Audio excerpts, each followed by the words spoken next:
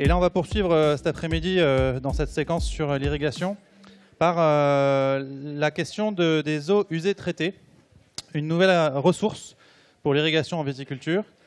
Vaste sujet, on l'a vu tout à l'heure, il y a un enjeu sur la ressource disponible, le volume disponible. Est-ce que la REUT est une solution pour lever ces freins à l'irrigation notamment? Et donc, je vais proposer, même demander à Denis Caboulet de l'IFV de me rejoindre. Merci à tous de bien vouloir vous installer et écouter Denis. Et donc, Denis, on va parler, donc, tu travailles à l'IFV. Oui, je travaille à l'Institut français du vin sur le domaine expérimental de l'INRA Pêche Rouge. Je travaille sur l'irrigation avec Jean-Christophe Payan. Je suis tous les travaux d'Hernan aussi depuis environ 15 ans. Et depuis 5 ans maintenant, je travaille sur le pilote des eaux usées traitées BRL à Roquefort-des-Corbières.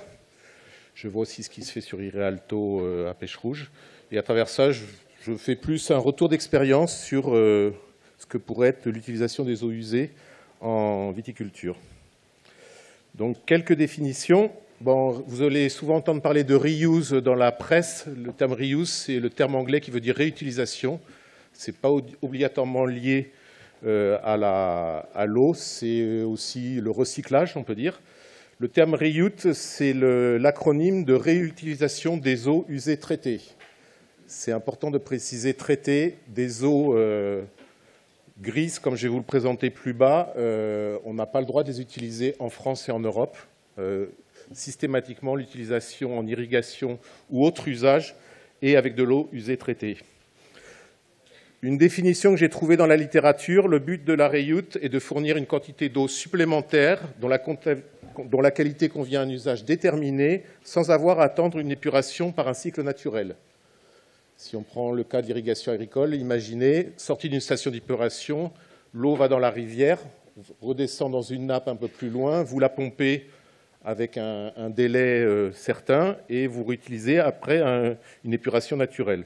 Là, directement, on va l'utiliser à la sortie de la station. Donc vient la notion d'économie circulaire de l'eau, avec donc, je dirais, 4 types d'eau si on veut comprendre le système que je vais vous présenter après.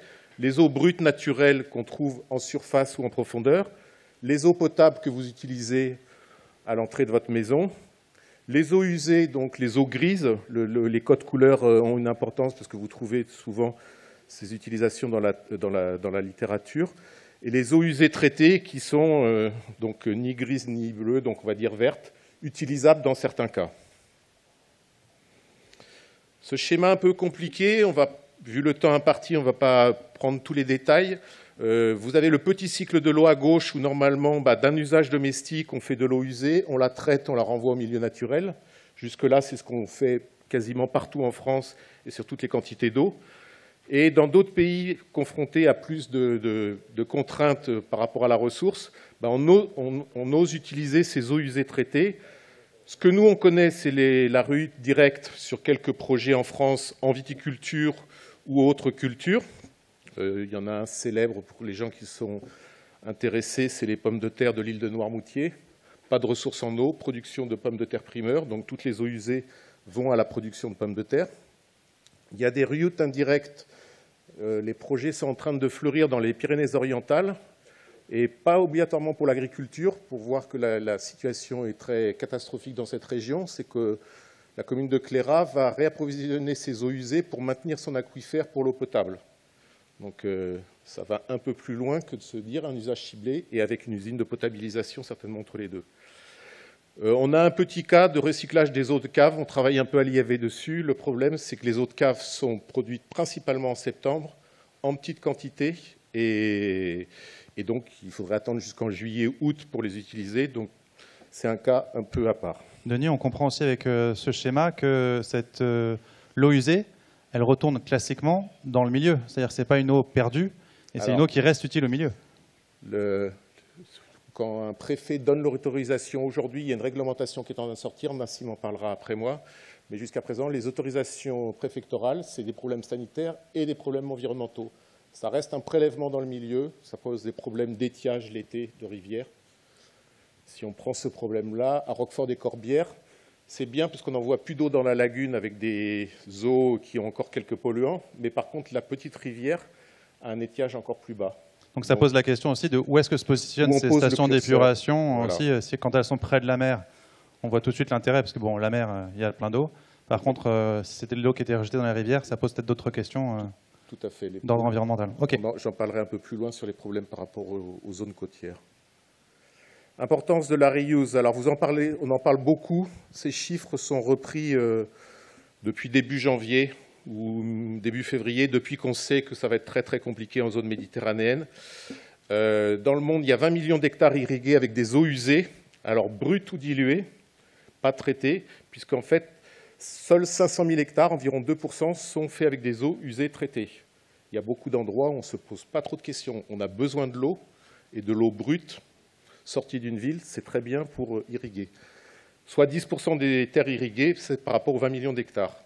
Les pays en très forte tension, comme Israël, sont à 90% de réutilisation d'eau, soit 25% de leurs besoins globaux, et quasiment tout va pour l'agriculture. Post-traitement, là, pour le coup? Non. Directement. Beaucoup brut ou dilué, peut-être traité à certains endroits, mais c'est beaucoup du brut. Dans les pays du Maghreb, les taux de réutilisation sont de 25 à 30%, et puis plus proche de nous, 14% et 8% pour Italie et Espagne. Bon, en France, on est à 1% de réutilisation. Les explications, je les ai mis dans l'ordre de la tension sur la ressource, puisque j'ai l'impression qu'on en parle de plus en plus et on sait que la tension monte en France.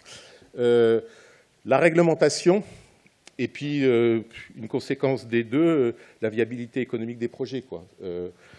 Quand on sera sauvé des hectares de vignes grâce à de l'eau, on acceptera peut-être économiquement d'investir. Deux projets que j'ai approchés. Le projet à gauche de Roquefort-des-Corbières, 20 hectares de vignes, toutes les eaux usées quasiment en direct traitées et utilisées. Il y a juste un bassin de stockage de 3000 m3. Ce bassin de stockage permet de faire 2 arrosages, de tenir 15 jours, 3 semaines. C'est plus un batch technique, mais sur un total de la commune de Roquefort de 600 hectares. Ça correspond un peu à ce que la personne de BRL a dit aujourd'hui. Il y a plein de eaux usées traitées, mais si l'importance de la ressource, c'est la disponibilité du vignoble autour, eh ben, ce n'est pas en adéquation. Et puis à côté de ça, on a une station d'épuration de Narbonne-Plage ou de Gruissant, qui à la période estivale, au moment où on irrigue, c'est environ 80 000 habitants, et on a un potentiel de 300 à 400 hectares. Si vous connaissez le vignoble de la Clappe, pour trouver 300 à 400 hectares, entre le dénivelé et les distances, il y a des coûts d'acheminement très importants. Donc on comprend que l'eau usée potentiellement à traiter pour pouvoir la réutiliser est disponible, mais pas forcément au bon endroit. Et le transport de l'eau, d'un point de vue viticole. Je ne suis pas un spécialiste, mais le transport de l'eau, c'est de l'énergie, du carbone et un coût économique. Mais là, les débats, ce serait plus aux gens hydrauliciens de BRL d'en parler. Un point sur les problèmes des reuses côtières, puisqu'on voit la plupart des projets se développer à cet endroit-là, qui ne posent pas de problème d'environnement. L'eau peut ou est souvent salée, ou risque d'être salée. C'est des réseaux gravitaires qui sont sous le niveau de la mer.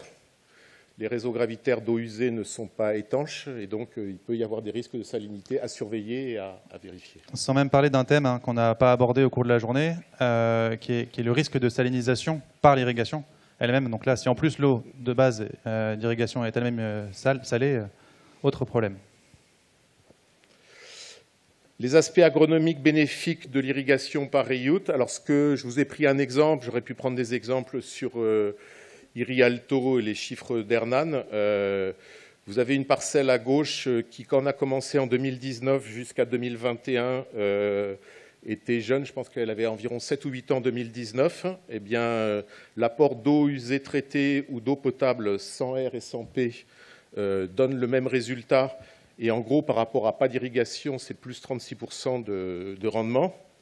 Et puis à côté, le même cépage à 150 mètres d'écart, c'est du Caladoc. Mais en 2019, la parcelle avait 30 ans, fortement enracinée. Globalement, cette parcelle n'a pas besoin d'eau, elle est à son maximum. Mais ça, c'est des choses qu'on a déjà montrées à l'IFV. Il y a des moments où on met de l'eau pour un gain qui n'est pas là. Il y a des limites au système qui peuvent être hautes, nutriments, enracinement, ou déjà quand on est à 4 kg par pied, on est déjà quand même... Mais oui, monsieur Carretier, à 4 kg par pied, je pense que dans pas mal de créneaux, ça passe quand même. Mais là, je vous présente un exemple à 4 kg par pied. L'impact agronomique, on parle beaucoup des nutriments dans les eaux usées traitées. La problématique que j'ai découverte en 2019, c'est que les eaux usées ne sont pas traitées de la même façon en fonction du milieu où on rejette. Sur pêche rouge, on rejette dans la mer, vous l'avez compris, et les obligations de traitement ne sont pas aussi importantes. Donc les compositions en azote, phosphore et potassium que vous avez à gauche ne sont pas les mêmes qu'à Roquefort, où les obligations de traitement et de rejet des eaux dans une lagune, bordure côtière, dans un parc naturel régional avec des enjeux environnementaux forts, obligent entre autres un traitement complémentaire sur l'azote. Donc d'un côté, vous avez potentiellement, pour 100 mm d'eau, 40 unités d'azote apportées, pendant que de l'autre côté, vous avez une quantité négligeable, 2,2. C'est là qu'on voit par exemple que sur pêche rouge, on arrive à augmenter l'azote assimilable des moules grâce à ces apports d'azote. Sur le phosphore, pas d'apport, c'est une bonne chose. La vigne n'a pas besoin ou est très peu demandeuse en phosphore et la plupart des terrains viticoles de notre région sont suffisamment pourvus pour cet élément-là. Et en potassium, les deux stations sont un peu des stations extrêmes en termes de qualité des eaux. Ont un apport à 100 mm aux environs de 30 unités, ce qui correspond à une fumure d'entretien. S'il y a besoin d'une fumure de correction, il faut aller plus loin. Par contre, pour moi, il y a des limites dans cette fertirrigation par la rayoute. Donc, je vais rappeler les trois apports potentiels ou non-apports pour le phosphore. Pendant la phase de croissance végétative, les besoins en eau sont faibles à nuls et les besoins en azote jusqu'à la floraison sont importants. Donc, si on apporte beaucoup d'eau pour apporter les unités d'azote nécessaires, ce n'est pas très bon. Et puis, les apports d'eau importants en fin de cycle, post-véraison, comme on le voit de plus en plus souvent, on apporte de l'azote en même temps. On a des nouvelles normes que je ne pourrais pas vous décrire là, parce que je crois même que je ne les ai pas vraiment compris sur les cahiers des charges HVE. On ne doit pas dépasser 40 unités d'azote apportées en fonction du bilan humique. Et donc, ce genre de choses, si on apporte de l'azote par l'eau et pas au bon moment, ça va poser problème. Les apports tardifs d'azote risquent de lessivage pour les pluies automnales. Comment, dans un réseau d'eau, gérer une parcelle trop vigoureuse par rapport à une parcelle trop faible? Et puis, la vigilance par rapport au déséquilibre entre potassium et magnésium. Je pense que là, il n'y a pas de problème. Il suffit juste d'avoir une fertilisation plus forte en magnésium si nécessaire. Donc, les conclusions agronomiques. La même chose que de l'eau classique, augmente le rendement, augmente la vigueur, permet une meilleure maturité technologique, c'est-à-dire un meilleur rapport sucre-acide, augmente la qualité, ça a été dit beaucoup aujourd'hui. Si présence d'azote, augmentation de la teneur en azote assimilable des mous. Le problème des apports simultanés d'eau et d'azote qui pose le problème du bon pilotage et de la gestion de ces deux éléments. La fumure d'entretien en potassium. Et puis, j'ai rajouté, mais ça a été dit plusieurs fois aujourd'hui, avant de mettre des eaux usées traitées sur un vignoble, il faut faire le maximum pour faire des économies d'eau, avec des adaptations structurelles, de densité, de mode de conduite, d'encépagement et d'ombrage. Merci beaucoup, Denis. On peut l'applaudir et le remercier pour cet exercice de synthèse qui n'est pas simple. Et on va poursuivre l'analyse du sujet des eaux usées traitées avec Nassim Haït Moueb. Nassim, vous travaillez à INRAE également, au sein de l'UMR Géo. Et on va prolonger un peu l'exploration des atouts et limites de la rayoute avec vous. Merci, bonjour tout le monde. Donc, je m'appelle Nassim Haït Moueb, moi je suis chargé de recherche à INRAE au sein de l'UMR Géo, donc une UMR qui travaille sur la question de gestion de l'eau d'une manière interdisciplinaire. Et moi, je travaille principalement sur les systèmes d'irrigation, notamment goutte à goutte, et la réutilisation des eaux usées, d'un point de vue impact environnemental et sanitaire. Donc, sur la présentation précédente, je compléterai ce qui a été dit par un aspect réglementaire et sanitaire principalement. Donc, pour compléter ce qui a été dit, donc ce qui est l'avantage, on va parler d'avantages et inconvénients, et après, à la fin, je conclurai par une analyse complémentaire de ce qui a été présenté par Denis sur les enjeux en Occitanie et la vigne. Donc, réserver les eaux conventionnelles pour l'eau, un usage sensible, même si maintenant la pression est telle qu'on commence à aborder la question de l'eau potable, hein, même en Vendée, par exemple. Réduire l'impact sur les milieux aquatiques, donc la reuse comme ressource en eau, mais il y a beaucoup de projets, notamment en France, c'est pour éviter également un impact sur un milieu qui est considéré sensible. Oui, c'est-à-dire de limiter les prélèvements par ailleurs, c'est ça, en utilisant de la réutilité. Ça, du coup, c'est la substitution, mais également sur par exemple, dans le cas de Murviel et Montpellier, il n'y avait pas de substitution, mais le cours d'eau et le fait que la moisson était considérée à risque d'un point de vue eutrophisation nous a permis d'avoir une autorisation. Et donc, pour la parcelle viticole ou agricole, comme tampon, a un impact dans un milieu qui est considéré sensible d'un point de vue eutrophisation. Donc après, il y a la question, bien sûr, qui a été abordée de la disponibilité, et ça, c'est la saisonnalité aussi de l'apport. Et ça, c'est une réelle question par rapport au stockage, sur lequel nous, on commence à beaucoup travailler dessus, pour maintenir une quantité intéressante pour les agriculteurs. Après, il y a la question de l'avantage, c'est la longue expérience. Les gens travaillent sur la réutilisation, donc il y a beaucoup de retours d'expérience. Mais l'inconvénient, c'est les systèmes d'irrigation. Nous, on travaille beaucoup sur le bouchage, notamment dans le cadre de Roquefort, les Corbières avec l'IFV, mais également la maintenance, l'installation. Ces eaux qui peuvent être potentiellement plus chargées, donc induire des surcoûts, on va dire. Après, il y a toute la question là, qui a été abordée sur la partie agronomique, l'impact de la salinité de ces eaux qui peut être un peu plus élevé. Mais bon, il y a des solutions de gestion. Mais à quel moment il faut arriver jusqu'à désaliniser, on va dire, les eaux usées traitées. Et puis à quel coût, on imagine, derrière. Qui induit du coup les 3 petits points vers la question du coût. Et après, il y a la question là, que je vais commencer à aborder de la gestion de ces eaux et comment s'organiser. Donc les résultats que je présente, c'est dans le cadre d'un projet région avec l'IFV Vitériut et un projet agence de l'eau avec le projet Régulo. Donc ça c'est rapide pour dire voilà ce que concrètement Géo, sur quelle partie sur la réutilisation dont on travaille au sein de notre UAMR, ça part du traitement, les systèmes d'irrigation, l'impact sur ces eaux d'un point de vue environnemental et agronomique, mais également sur des enjeux plus transversaux autour des gestions de l'eau et sciences politiques et sociologie autour de ces eaux. Donc juste pour résumer, parce qu'on a commencé à aborder la question de la réglementation, pour le moment, c'est le tableau du haut qui concerne la réutilisation en France, en tout cas agricole. Parce que jusqu'à, on va dire, l'année dernière, le seul usage, on va dire, permis dans la réglementation, c'était l'agriculture et l'irrigation des golfs. Donc, pour le vigne, on était, grosso modo, la plupart du temps, si on était en goutte à goutte, sur de la qualité C.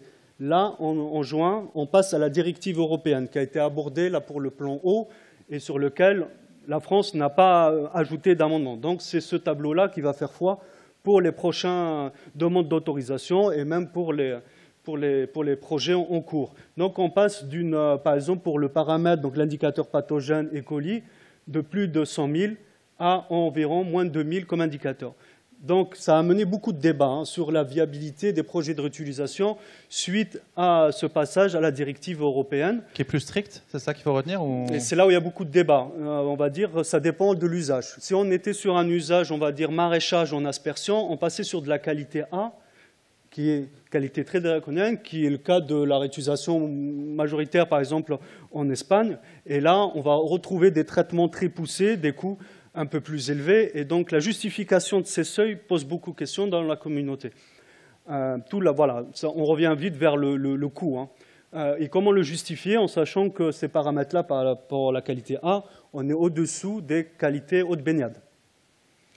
Alors que pour l'irrigation, on va dire goutte à goutte, vigne, c'est là où je dis qu'il y a quand même quelques avantages aussi, c'est qu'il y a moins de restrictions sur la question de l'aspersion, ça induit moins de contrôle, ça veut dire que le coût, avant, il y avait 4 indicateurs, donc un coût de 500 € grosso modo par mois, si on donne le chiffre sur notre plateforme de Murviel, on passe qu'un paramètre qui est E. coli en sortie, donc on baisse de 550 €. Là, on parle de coût d'analyse de l'eau ? Coût d'analyse. Mais il faut prendre en compte après le surcoût potentiel du traitement. Donc voilà un peu pour donner un peu et l'avantage, c'est que, on va dire, peut-être heureusement, il n'y a pas d'autres contaminants qui étaient potentiellement réfléchis au départ dans la construction de la directive, notamment les polluants émergents. Donc là, je vais présenter brièvement un peu nos cas d'études autour de la vigne. Donc Roquefort, ça a déjà été présenté.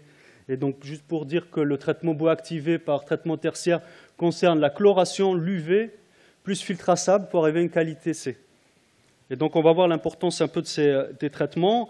Et nous, contrairement à Murvel et Montpellier, on est toujours sur de la qualité C, mais on est resté sur un traitement secondaire avec une parcelle plutôt expérimentale. Là, on a un comparatif, par exemple, aux usés traités, au clair, et de l'instrumentation, et avec une pratique d'agroforesterie pour cette partie-là. Et on goûte toujours en goutte à goutte, avec un filtre plantaire aération forcée. En complément donc, sur nos réflexions sur les résultats, on a voulu comprendre, notamment à Roquefort-les-Corbières et sur d'autres sites, en quoi la réglementation en réutilisation des eaux usées, contrairement à l'eau conventionnelle, induisait des changements pratiques. Ça, on l'a réalisé avec un collègue, donc Patrice Guérin et Anne-Laure Collard, on s'est intéressé sur, par exemple, est-ce que la réglementation changeait des choses sur leurs pratiques. Donc, ce qui change par rapport à une eau, on va dire, conventionnelle, BRL ou SCP, c'est déjà l'installation complémentaire de traitement et toute la réglementation et l'arrêté préfectoral qui amène cette eau. Et notamment par rapport à Roquefort, le fait qu'on a une UV, une chloration. Et on a le fait aussi que dans ce cas-là aussi, et c'est la plupart des projets en France, on a quand même quelqu'un de moteur, et ça peut être les collectivités, ça peut être les acteurs, mais dans ce cas-là, c'était beaucoup lié à l'entreprise de gestionnaire qui était derrière ce projet de réutilisation. Et donc, ça a mené, on va dire, une certaine, on va dire, contrairement à une ressource conventionnelle, un contrôle un peu moindre de l'association des irrigants et donc une gestion menée sur les premières années du projet par l'entreprise et par le chef de projet. Nassim, pardon, j'ai une question, juste pour bien comprendre. Qui assure le traitement de l'eau usée? Donc là, on a la station classique. La station d'épuration. Ce n'était pas le même gestionnaire qui suivait donc c'était Veolia, pour citer le nom, pour la station. Après, le projet en lui-même, la station de tête d'irrigation, le traitement complémentaire, là, c'était la société BRL qui suivait que ce soit les analyses. Et après, il y a les ASA. Avec INRAE, mais également l'IFV pour le suivi expérimental et montrer l'innocuité. Et les irrigants sont à côté. Ce n'est pas les irrigants qui prennent en charge le traitement de l'eau usée. C'est en train de changer. Mais on va dire que par rapport à la quantité, donc pour confirmer ce que venait de donner, par rapport aux 3000 mètres cubes du stockage, il y avait vraiment une question de la gestion, on va dire, assez stricte de la ressource en eau. Et donc, on va dire, un compromis à trouver entre la quantité, le gestionnaire et l'ASL qui s'est mis en place autour de cette parcelle. Je vais essayer d'aller un peu plus vite pour pas... Après, on s'est beaucoup posé la question, est-ce que, d'un point de vue pratique, je vais après redonner des chiffres concrets sur l'impact sanitaire, mais là, est-ce que les agriculteurs, forcément, changeaient un peu leur pratique, soit sur la fertirrigation. Donc là, on confirme qu'en effet, les agriculteurs, vu le traitement de dénitrification, c'est une eau classique pour eux et qu'il n'y a pas des enjeux sur la fertirrigation. Ce qui est un des arguments pour la réutilisation, mais dans ce cas-là, il n'y a pas d'apport supérieur ou inférieur parce que c'est une eau qui n'apporte pas grand-chose. En tout cas, de ce point de vue-là. Mais d'un point de vue également pratique sur l'aspect sanitaire, ils la considèrent comme une eau classique, même pendant la période Covid. En tout cas, selon leur dire. Après, sur les questions de rendement, bon, ça c'était déjà présenté, mais la perception, c'est que ça ne changeait pas grand-chose. En tout cas, en comparaison avec l'eau conventionnelle ou sur des cépages. Ça, c'est du point de vue des agriculteurs, voilà, c'est pour, à dire de praticiens. Tout à fait. Après, voilà, il y a la question du coût qui s'est posée, en tout cas par rapport à ce projet, parce que le financement au départ était au niveau de l'agence de l'eau et de l'entreprise. Maintenant, il y a l'exploitation, on va dire, du site, et donc il y a beaucoup de questions autour qui sont résolues, mais qui ont posé un peu question au départ. Et après, ça revient après à la question de l'équité. Pourquoi c'est ces 15 hectares et pas les autres parcelles qui avaient des besoins, on va dire, d'un point de vue rétention en eau, qui étaient plus importants que cette parcelle-là. Et juste pour compléter par rapport à cette perception sur la fertirrigation, donc à Murviel et Montpellier, pour compléter les chiffres qui ont été donnés par l'IFV, dans notre cas, par rapport à ces apports, on a pu apporter jusqu'à 20 kg à l'hectare Mais en effet, du coup, il y a d'autres questions qui se posent et qui du coup, vont nous faire réfléchir sur l'intérêt de la fertirrigation, en tout cas pour le cas de la vigne, ce qui n'est pas le cas pour la salade, par exemple, que nous, on a suivi beaucoup. D'un point de vue sanitaire, donc en restant sur cette réglementation amurvielle sur la qualité C, on a voulu compléter certaines analyses. Là, c'est les analyses sur les eaux usées traitées, donc c'est les paramètres qu'on suit mensuellement, réglementairement. Donc sur les spores, les colis, bactériophages et entérocoques. Dans ce qu'on a fait en 2022, c'est que suite à une campagne d'irrigation qui était complète, on a pu suivre un certain nombre d'indicateurs pathogènes en comparant le cas de vignes irriguées avec des eaux conventionnelles et une autre partie avec des eaux usées traitées, même pluviales. Donc sur un certain nombre de paramètres liés à la réglementation reuse, mais également à l'agroalimentaire, on a détecté aucun des indicateurs. Ouf. Bon, on s'attendait à ça, mais bon, toujours ça va toujours mieux en le disant. Ouais. Toujours est-il, voilà, on a une volonté de publier ces résultats et ça rassure, bien sûr, c'est une des premières questions que tout le monde se pose, hein, bien sûr. Et donc là, sur le mou de raisin, on n'a pas retrouvé sur un certain nombre de cépages. Donc par rapport à la conclusion, ce que je voulais dire aussi, c'est que sur notre cas, un peu pour compléter l'analyse de Denis Caboulet, c'est qu'il y a la question de pourquoi 1%. On la pose souvent, Donc pourquoi ces incitations Parce qu'il y a du financement, que ce soit région, agence de l'eau, le plan eau. On comprend bien que il y a la question de la disponibilité d'autres ressources qui s'est vite posée pour un certain nombre de parcelles. On est en eau conventionnelle, on n'allait pas forcément aller sur une eau usée traitée qui était potentiellement un peu plus chère, mais en plus qui imputait du coup des questions de réglementaire et peut-être d'acceptabilité, en tout cas de vision de cette réutilisation. Après, il y a toute cette question, notamment dans notre région, c'est cette eau, elle fait partie des cours d'eau. Et ce qu'on peut voir sur cette cartographie, c'est que dans le cas de la Mosson, c'est ici. Vous pouvez le montrer avec le pointeur.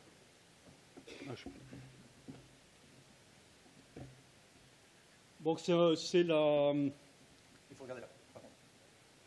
D'accord, je me suis perdu. Donc voilà la Mosson. Et concrètement, l'été, on considère qu'un peu plus de 80%, et même jusqu'à 100% selon cette étude pendant plusieurs années, on a presque 80% qui sont liés à cette ressource eau usée, traitée. Donc, parce qu'il y a plusieurs stations qui rejettent dedans. Donc, quid de demain si on récupère l'eau en amont de ce qui restera au niveau de la Mosson. Donc, le syndicat de bassin et autres sont en train de réfléchir sur cette question du débit d'étiage, mais forcément, cette question se pose. Une des solutions sur lesquelles nous, on travaille, c'est cette question de stockage hivernal. Ça veut dire que pour les périodes où la question du débit d'étiage se pose un peu moins, c'est le meilleur moment pour stocker tout en laissant après le niveau nécessaire pendant les périodes estivales. Autrement dit, cette utilisation, dans ce cas particulier de l'eau usée traitée, serait intéressant de la stocker en hiver pour pouvoir l'utiliser en été et pas la prélever au milieu à ce moment-là.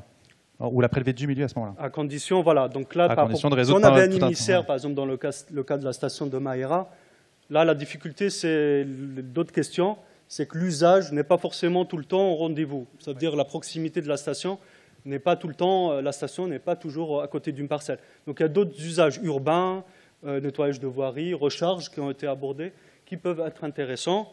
Et pour clore ça, donc, par rapport à cette démarche, dans le cadre de travaux avec la métropole, on est sur un montage d'un Living Lab. Donc, Living Lab, ça veut dire un observatoire, on va dire territorial, qui lie différents acteurs, notamment les décideurs, la chaire eau agriculture notamment, qui est ici présente, nos laboratoires, autour de ces réflexions sur ces territoires où il n'y aura pas d'eau, en tout cas qui ne va pas avoir de l'eau conventionnelle, comment on maintiendrait l'agriculture et même l'élargir, et quelles ressources on pourrait avoir, la reuse versus l'agroécologie, versus un peu cette réflexion systémique pour maintenir l'agriculture sur ces territoires. Et ça, c'est un travail qu'on débute avec la métropole et Déficlé, pour citer tout le monde. Merci. Merci beaucoup, Nassim. Donc voilà, il y a un potentiel de la RIOUT bien qualifié, et c'est ce qu'on a commencé à faire en vous écoutant avec Denis. Merci à tous les deux.